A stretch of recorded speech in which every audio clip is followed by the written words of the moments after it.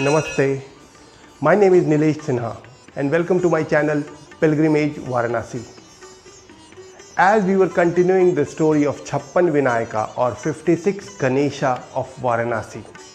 In the previous part, I told you the story till Ganesha's arrival in Varanasi and his meeting with Devdasa.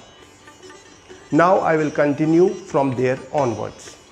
Before that, I would like to tell you, if you have not yet subscribed to my channel, please subscribe it and watch this video till the end. And afterwards, I would request you to please press the like button as well. When it became clear to Lord Shiva that now Ganesha is also tarrying in Kashi, the Lord called upon Vishnu. When Vishnu arrived in Kashi, the first thing what he did was he took a bath at the confluence of two rivers, Varna and Ganga, a place later known as Padodaka or foot water, a tirtha where Vishnu washed his feet. His image at that place is known as the Adikeshav, the first Vishnu of Kashi or the first Keshava.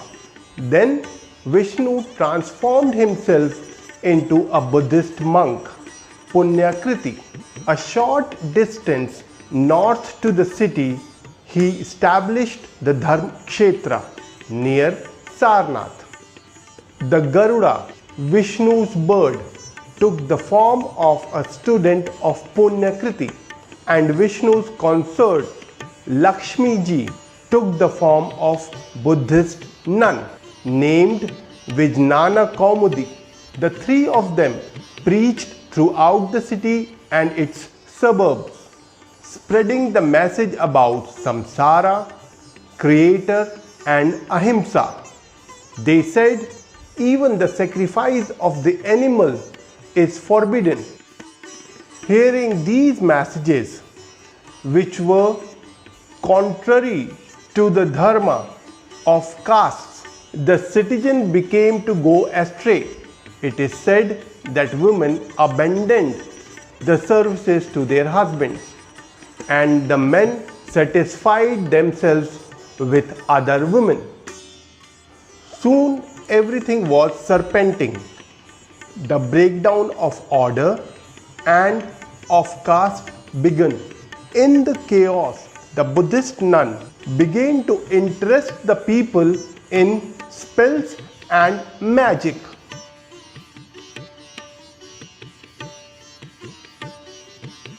Devdasa's departure. These Buddhists had successfully cracked the perfect dharma of the kingdom. Devdasa's power began to fade and dissatisfaction with kingship began to increase. On the other side, Devdasa was waiting for the 18th day, the day when that wise Brahman will arrive, as foretold by Ganesha. On the 18th day, Lord Vishnu took the form of a Brahman and arrived in the court of Devdasa. The king spoke of his fatigue. The king asked, "How may I uproot the process of karma and find final rest?" On this question of Devdasa, Vishnu replied, "It is excellent that you have ruled so well, O king, and it is excellent that you know, earn to be free. While you have obstructed the gods, still you have upheld the dharma. O king, your only sin, however, is expelling Lord Shiva from this city. I will tell you how you may expunge that sin. You should establish a linga for Shiva, and by virtue of that act alone, a chariot will take you to the highest heaven. In one way, I would say that you are very lucky in this sin. Shiva has been thinking of you day and night. True, he thinks of you. He may dislodge you from his city, but nonetheless you are in his thoughts and in his heart. After this, Vishnu left the court of Devdasa.